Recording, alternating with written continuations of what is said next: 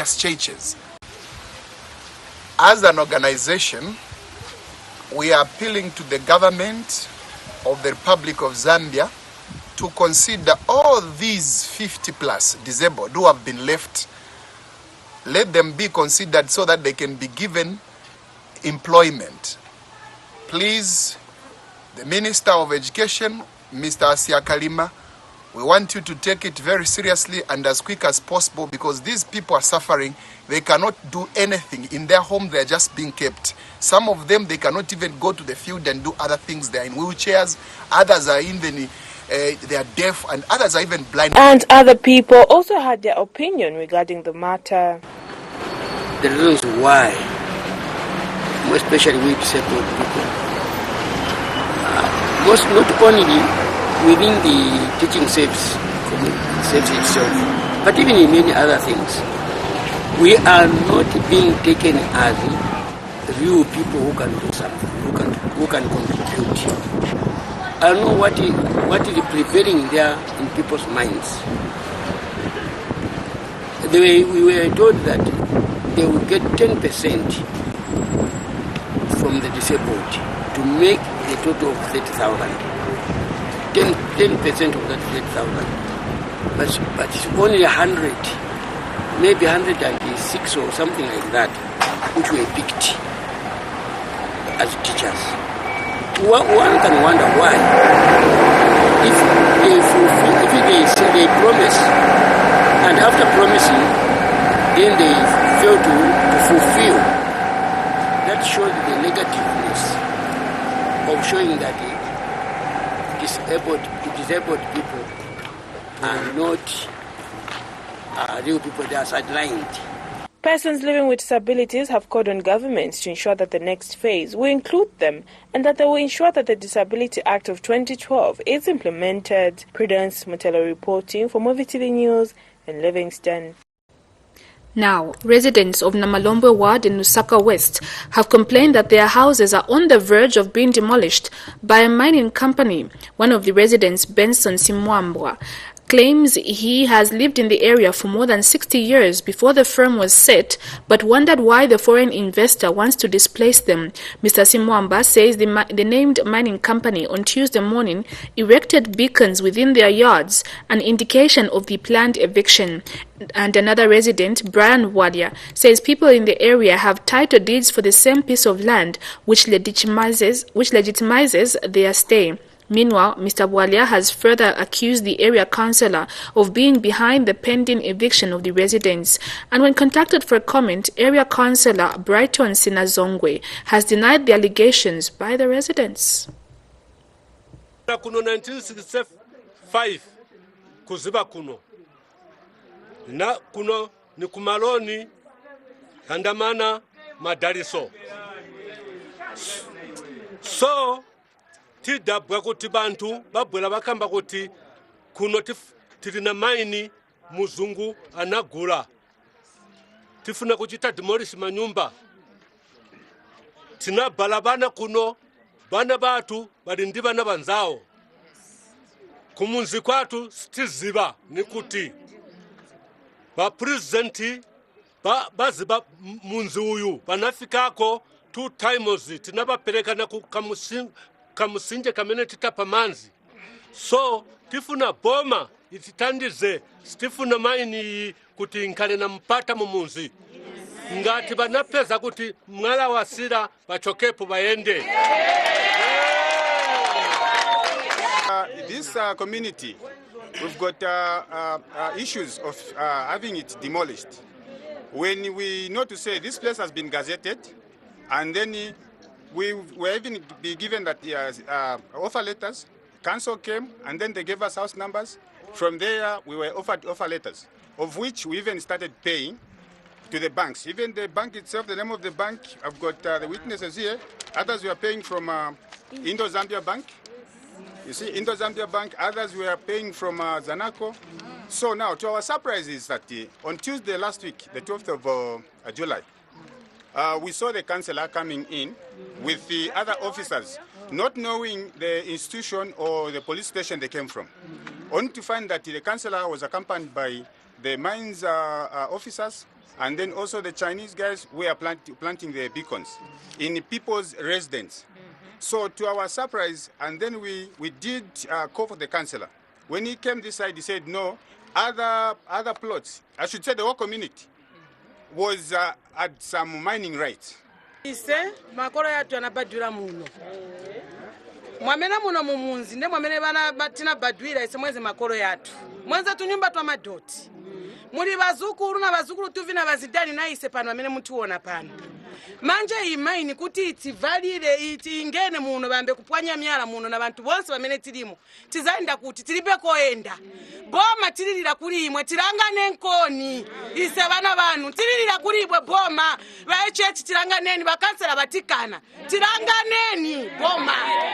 Tinga futika tabe tibe kwa peleka bana. Tizaenda kuti tilibe kwa peleka bana. Tizawapeleka kuti bana. Tizawapunzisira kuti. Ndiye mauyanga ina anifuna che boma ititandizeko. Afuna kutichosa kuna takana ndekwa mna tunabadwira basimani ndekwa mna natisia tizaenda kuti kasera natikana bayiwa natikana kasera sibana bahiguru muno mwena bagakwata balikete mwena muno noba tutanda tulaukaguli kandati boma itumikire manu useno obuno takutulwa tale bahiguru abana kutwahalira mwena muno kampane hibe kwakuka mabwama nawo so aba bantu the whole story inayamba yakuti the dispute is between mining rights yali uko ku dolomite na mini ku zamastone na aggregates then manje chame chinachitika ba aggregates banaleta ma surveyors purchase yamene yeza nabura kulangiza boundary ya mining rights so ndiye mananika ni mapoints ya jamene bezoika between Zamastone and the aggregates, which is Albatross. Yes, Albatross, they are renting kuliba aggregates. Okay. Then we went through tapita kuja bationesa meaning my mining rights. Then kuli ma surface rights. Ma surface rights na eve ni enangu. Tinga kambe oti ma surface rights aba bantu batu. They have the surface rights paja pamene valley. Of which ma mining rights yanga chite extend, but they can't do anything against the surface right owner. Yes. Manje yonkani ndiye amene sibachita understand. But manje tuchite translate. Kubauza mwamene the difference between surface right na mining right. So ndiye pamene manje bakambati wa kansela banatikana. Ine aba ni bantu banga and I will be with them. I will support them up to the end of this. But hope Adopt Sexual Harassment Policy campaigner Muya Mukumbuta has taken up the initiative to bridge the information gap among members of society with cases that relate to sexual harassment at workplaces. Mr. Mukumbuta says sexual harassment at workplaces is an issue that has not been tackled enough because victims are not able to report for fear of being fired or victimized by abusers, hence the need to have policy frameworks which provide redress for victims. He adds that it is high time government departments, civil society encompass sexual harassment policies as being part of their company or organization core values. Just the issue of integrity committees has been adopted. Harassment has been one of the most silent topics discussed at workplaces, church, or indeed any other place where interaction takes place. It is for this reason that a campaign has actualized at encouraging organizations or companies to come up with sexual harassment policies so as to provide a safe working place for men and women.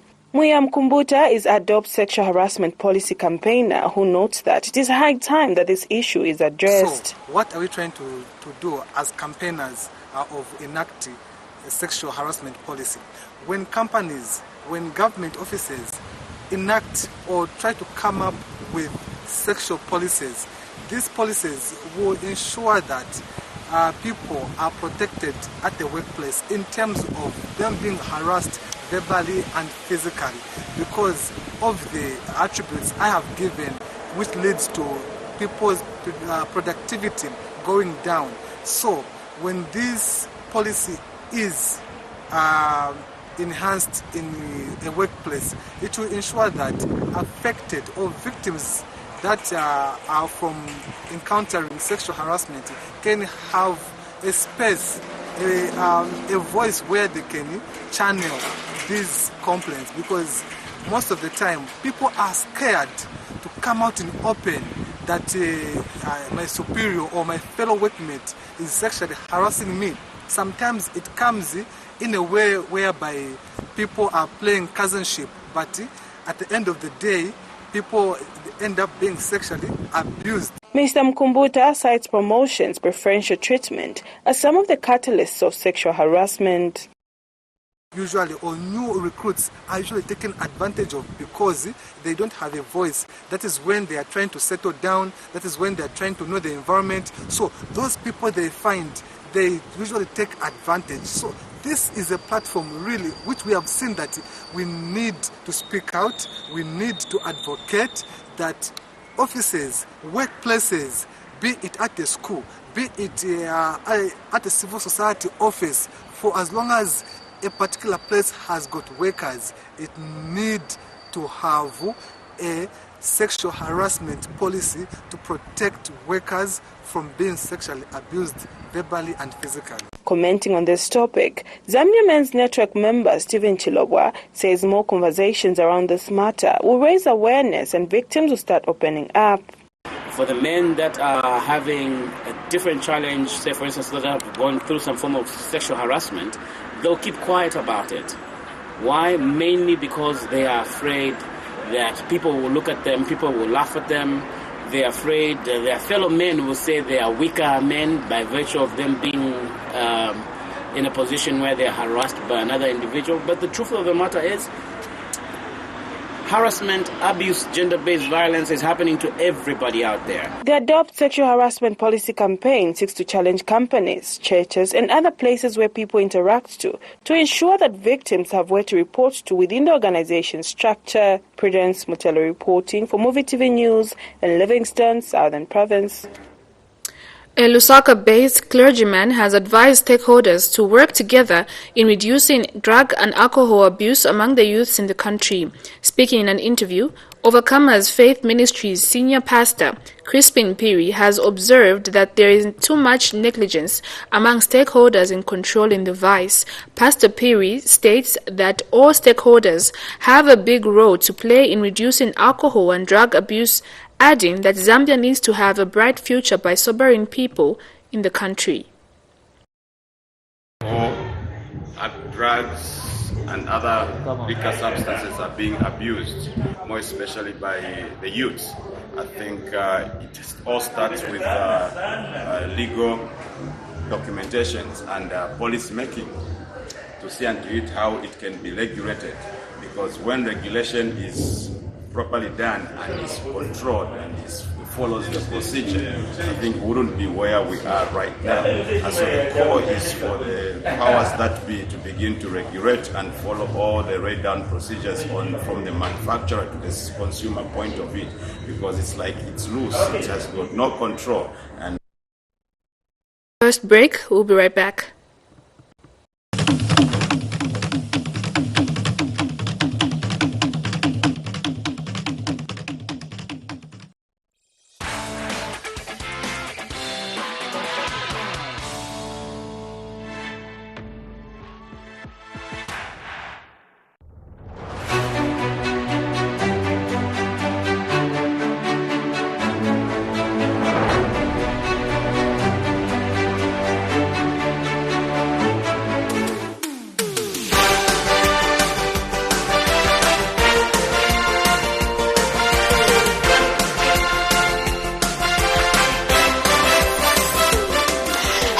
Ladies and gentlemen, the winning is back on MUVI TV, your channel of choice. And this time around is called the New Deal Game Show. The deal. stand a chance to win yourself a variety of household goods ranging from TV sets, fridges, and sofa sets. And there's so many latest phones that are up for grabs. Not forgetting Luzulu, Chelete, cash money. There's a lot of money that is up for grabs every day that you're going to participate on the show, be it daily, weekly, and at the end, which is a grand draw. So how to pay? Dial *265 *13275 * and then the amount that you're drawing for, which could be daily 2 kwacha, weekly 3 kwacha, and grand 5 kwacha. That is all you got to do to participate in the New Deal game show. Come and win. So stand a chance to win anyway.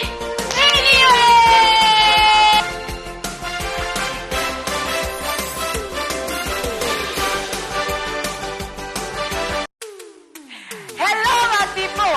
Lelo kuwina pa New Deal game show ni diviri. Tipiki na numbers yangati ya bili. Kubwela kuwina ndrama up to 2,000 kwata imwe ni lelo. Osati day nangu So ngati mufuna kuwinako jailingani *265 *13275 5 standing ngati muna 6 kwata or more. Jailingani *265 *13275 3 standing ngati muna 4 kwata or more mu mobile money account yanu. Olo jailingani *265 *13275 2 stand.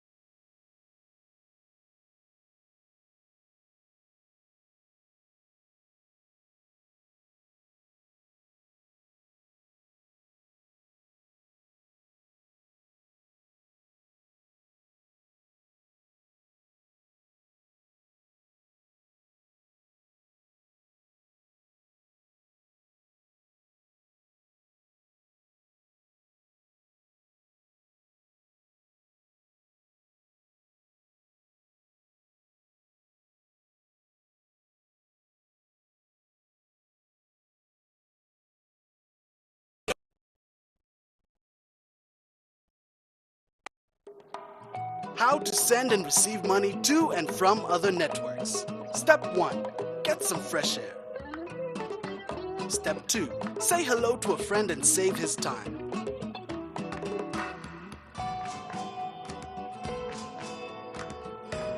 Step 3. Bail a bro by sending him money directly on his phone. Airtel Money. Instant, secure, borderless.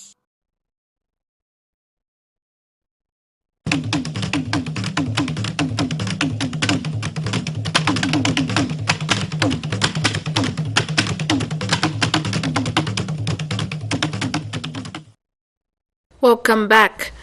The Opposition Patriotic Front has described the just-ended 4th African Union mid-year coordination meeting which Zambia recently hosted as a flop, claiming it was poorly attended with only 5 heads of state attending out of 13 heads of state who were scheduled to attend the meeting. Speaking during the media briefing in Lusaka, party acting president Given Lubinda says the summit was poorly attended because other African states have observed the country is departing from its stance on Pan-Africanism and non-alignment. He wonders if at all the decisions made by the 5 heads of state who attended the meeting will be binding on all the presidents who did not attend when a quorum was not formed.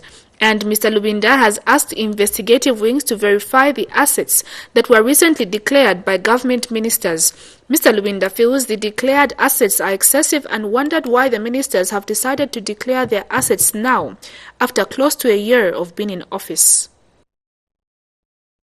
Zambia hosted the 4th African Union Media Meeting from 14th of July to 17th of July 2022 in Lusaka. This has been reviewed with mixed feelings by some stakeholders. Others have congratulated government for hosting the meeting peacefully, while others have expressed disappointment that the meeting was not attended by all the 13 expected heads of states that were supposed to attend. Among them is the opposition Patriot Front PF party, who has expressed sadness that the meeting was only attended by 5 heads of states instead of 13. Speaking at a media briefing in Lusaka Monday morning, Patriot Front acting president Given Lubinda wondered whether the quorum was met at the meeting. This meeting, we should have had 13 heads of state.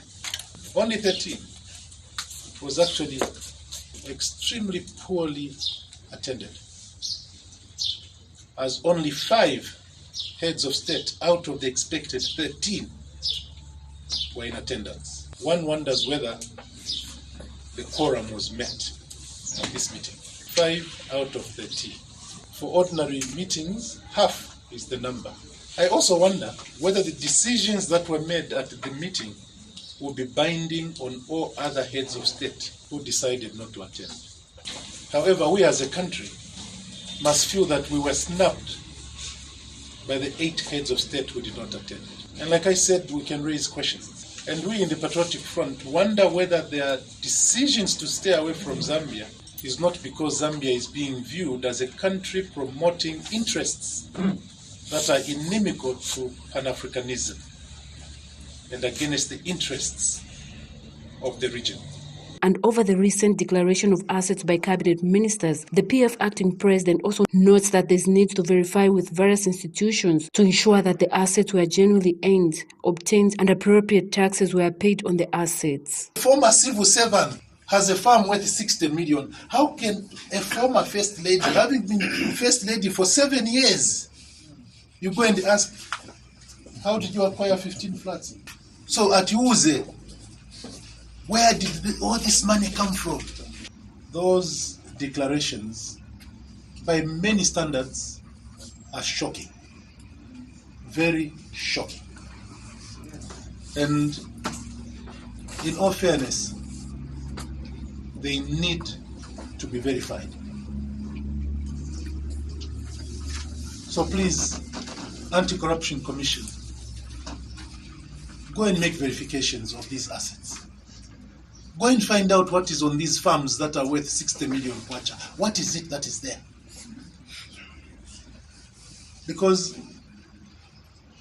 if there are no verifications of these assets, and to prove that they were genuinely earned and obtained, and that appropriate taxes were paid in earning those assets, then the whole fight against corruption will be a mockery. Speaking at the same event, PF member of the Central Committee, Emmanuel Mwamba, has this to say. Teachers that have been recruited, the 30,000 teachers that have been recruited, but we appeal to government to provide all information. For example, this was not provided for them to be on the payroll this year. The government should be in the forefront of telling our expectant teachers that they'll be on the payroll in 2023. This lack of providing information is what raises these concerns, and we hope that they go through with the issues of the 11,200 health personnel that they'll be recruiting. Margaret Chota, MUVI TV News in Lusaka. Now, 3,730 valid passports remain uncollected at the Passport Office. Ministry of Home Affairs Permanent Secretary Joseph Akafumba has expressed disappointment that some individuals have not collected their passports despite having applied for the documents. Mr. Akafumba reveals that currently there are 3,730 unclaimed passports, a situation he has described as unfortunate. He was speaking at the Passport Office in Lusaka after members of the public complained of what they have described as a snail's pace in which the Passport Office issuing the said travel documents is working in. There's been a lot of talk surrounding the issuance of passport documents at Passport Office, especially in Dola and Lusaka. Some applicants claim there is a snail pace in the issuance of the said document, as they have to wait more than 21 days as stipulated. However, Home Affairs Permanent Secretary Joseph Akafumba says there is a smooth flow in the issuance of the said documents, unlike the claims made by some applicants that the travel document is taking too long to be issued. Mr. Akafumba disclosed to journalists that currently there are over 3,730 unclaimed passports countrywide. Cry there is that the Passport Office is not issuing passports, but you can see for yourself that just here in Lusaka we have 1,996 passports uncollected. I cannot assign any reason as to why. Instead of denting the image of the Passport Office, where the members of staff are working day and night to ensure that citizens get their passports. But remember, a passport is a security document. So you cannot just go on the counter and get it there and then. We have to check, are we giving this passport to the right person? Because a passport is used for persons to travel outside the country. Therefore, whatever an individual in possession of a Zambian passport does outside matters to the nation. So in conclusion, I still once again to appeal to Zambia, to our people, especially those who made applications for passport, to walk in here and help to clear this.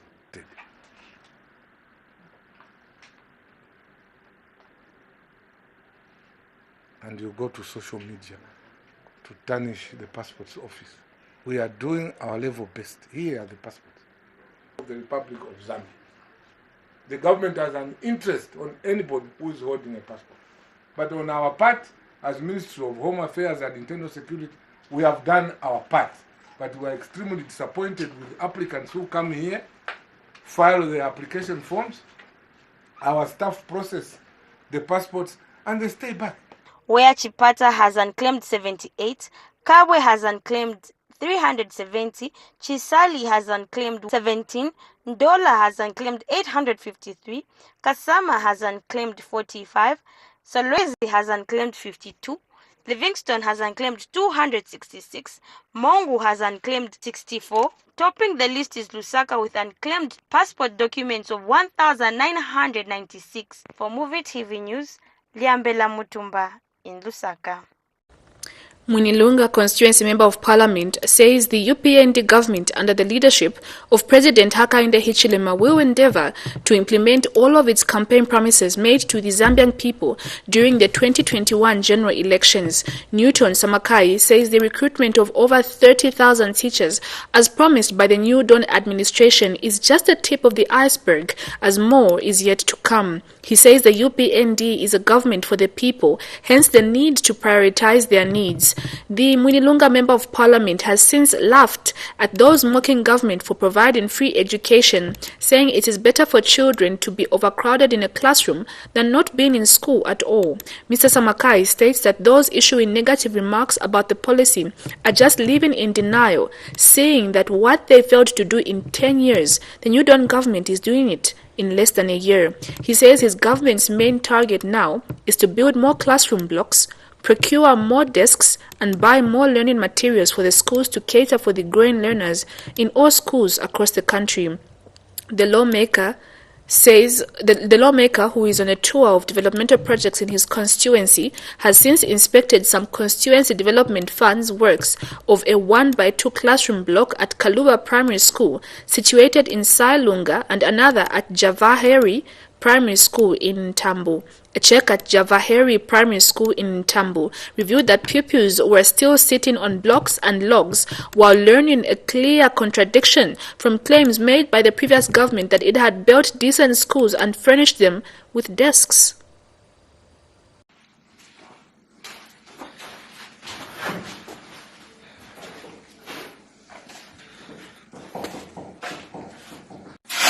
I think I have a problem with the people who say that the New Dawn policy on free education is a mockery. I think those are the people that are mocking the people. Because first and foremost, during their tenure, our children could not access education because their parents were unable to provide resources. This classroom is taking 2 grades, grade 5 and grade 4. That other one is taking grade 2 and grade 3. So we have very big challenges. We don't have desks, as you can see. These people, our people just uses these very stones, bricks you are seeing. These are their desks. We have got a very big challenge with desks, as well as also accommodation, as you can see. We don't have accommodation. If you happen to go behind also, Minister of Agriculture Ruben Mutolo has encouraged farmers to adopt organic farming. Mr. Mutolo says organic farming is here to stay and farmers should not shun from it as it is an environment-friendly method of farming. He says a policy will soon be put in place to ensure that organic farming is undertaken in addition to using synthetic fertilizer. There's almost legislation coming, worldwide legislation, that there should be a certain percentage of production in a country of organic farming, other than the use of synthetic fertilizers. So yes, we are promoting that, but it is yet to be included in the FISIP program, because you see, the way we are packaging our organic fertilizers, etc., is a bit difficult to distribute to about 1 million farmers. And there are many ways. There's animal dung. You remember our former late, minister, may he so rest in peace, Skatana, used to talk about cow dung. That is something we need to look at. Chicken manure. Rabbit produces very, very good organic fertilizers. You know, the urine of rabbit and the droppings of rabbit. And then also, what you call, when you get the leaves, you put them down on earth, you cover them, you produce very good organic fertilizers. The practice of conservation farming, not to burn the maize stalks, not to burn the groundnut stalks, but to leave them in the field and plow them through the earth so that they become part of nutrition. The humus is recreated. That is the type that we want to do. Less plowing and more, hauling, so that you continue going into zero tillage. Because once you open the earth, you are allowing the carbon dioxide is getting released, and that is not good for our climate. So more conservation farming, more trees being planted, so that we conserve. A 38-year-old woman of Chipululu village in Chief Kalasa Lukangaba's chiefdom in Mansa district is battling for her life after a domestic fight. Confirming the incident to Zanis in Mansa, Luapula Province Acting Commanding Officer Daniel Mseteka identified the victim as Mabel Mwamba. Mr. Mseteka narrated that Andrew Chambi, aged 44, the husband, hacked Mabel, his wife, after he returned from a drinking spree between 0 and 06 hours. He says the two had a quarrel which led Chambi to hacking his wife with an unnamed missile which left her unconscious. The victim was later rushed to Mansa General Hospital where she regained her consciousness. Mwamba has since been referred to the University Teaching Hospital in Lusaka due to her condition. The man is in police custody and will appear in court soon. We take a break and we'll be right back.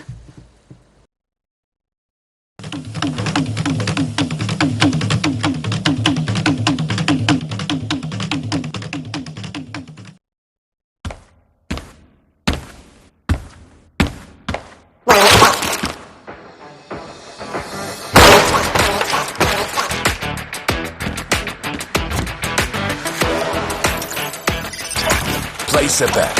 Search on the web or get the app. 1xBet Bookmaker Company.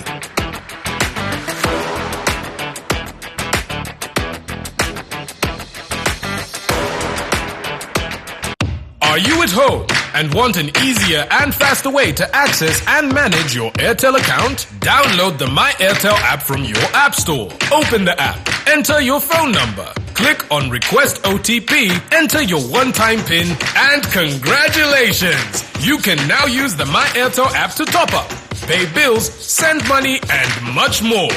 Be smart, be safe. Airtel, the smartphone network.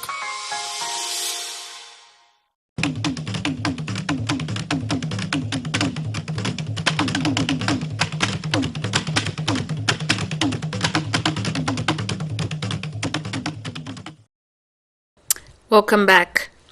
Former Movement for Multi-Party Democracy, MMD, Mchinga Constituency Member of Parliament, Howard Kunda, has urged government to build capacity among the councils so that there can be proper implementation of the CDF funds. Mr. Kunda observes following the increased 25.7 million from 1.6 million CDF, there is need to increase capacity among the councils so as to enhance transparency and proper utilization of funds. The former Parliamentary Public Accounts Committee chairman notes in the past, councils were facing a lot of challenges to implement projects owing to lack of capacity. Speaking to the media in an interview, Mr. Kunda charges if capacity is not built, it will be difficult to attain development in spite of being given enough funds. Mr. Kunda says it is therefore important that government through the local government ministry see to it that capacity is built so that development may be actualized. I gave an example for the 1.6 million by 2, which when we saw that there were problems, in the implementation. So now, will they be able to implement projects with such kind of money? Because the responsibilities have been enhanced, have been increased.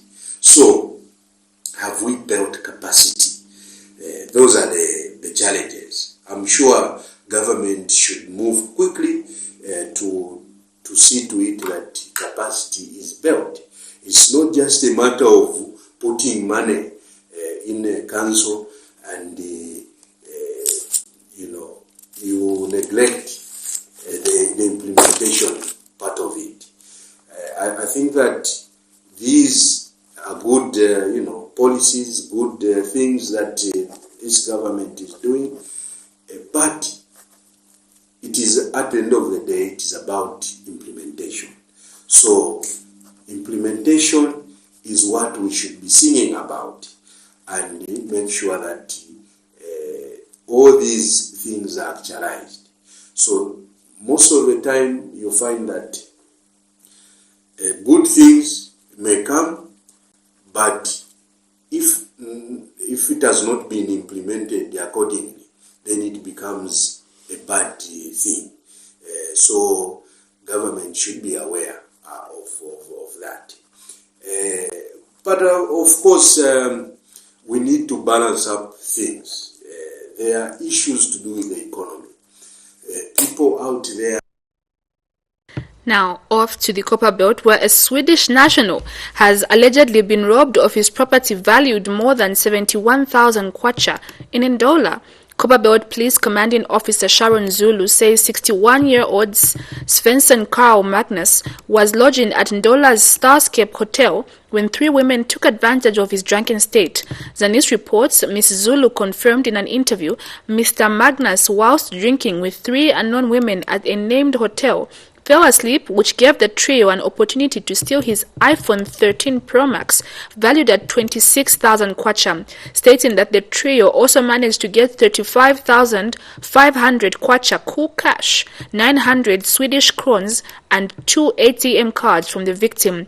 Ms. Zulu says the incident took place between 15th July 2022 at around 22 hours and 16th July 2022 at around 05 hours. Mr. Magnus, who came to Ndola during the trade fair period, has been lodging at the Starscape Hotel and was exploring business opportunities. Now, on 15th July 2022 at 18 hours, the victim met the 3 women who allegedly were also lodging at the same hotel and were drinking in the beer garden. At this point, the 3 women invited the victim to join them and were offered the famous Castle Lager, which he imbibed to his fulfillment. It was at this point the trio asked Mr. Magnus to give them his phone so that they could be playing some music before they extended the guzzling spree into his room at 21 hours. Miss Zulu says the victim's room was locked from the outside and the mysterious women went away with the keys. She discloses that police have visited the crime scene and viewed the footage which revealed one suspect at the reception at the time she was booking a room. The Copperbelt Police Commanding Officer states that investigations revealed that the names written in the ledger for the suspect are Sarah Wanjiru, John of Mombasa, Kenya. She says after contacting his bank, the victim was informed that cash amounting to 30,000 was also withdrawn at around 06:30 hours at Stanbic Bank, Kafubu Mall branch in Ndola. Ms. Zulu says investigations in the matter have continued. Government has reaffirmed its commitment in creating conducive environment for businesses to flourish. Copperbelt Permanent Secretary Augustine Kasongo has assured cooperatives on the Copperbelt that government was addressing the conditions for accessing CEEC funds and the CDF by cooperatives and small and medium enterprises to help them flourish through businesses.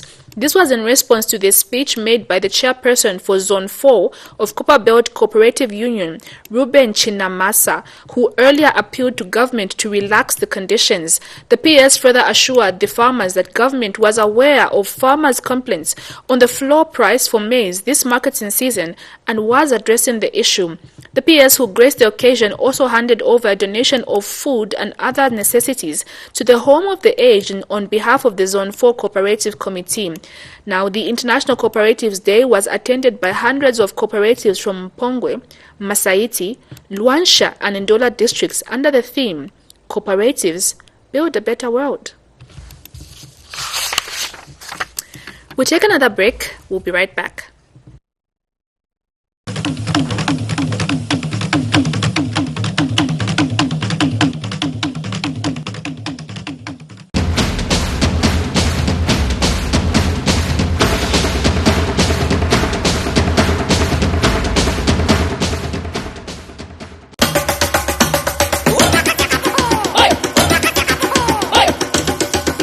Now experience 4G speeds on your 3G device with the Airtel 4G Pocket Wi-Fi.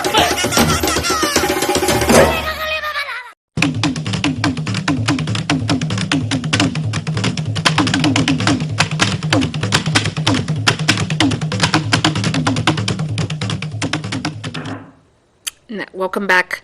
Now on the sports desk, football stakeholders have congratulated the Zambian national soccer team for scooping the Confederation of Southern African Football Association COSAFA title for the 6th time. Speaking in an interview with MUVI TV News, sports community advocate Crispin Chinda says the boys exhibited a high-level performance in the Sunday COSAFA final game, which led the country into a celebratory mode.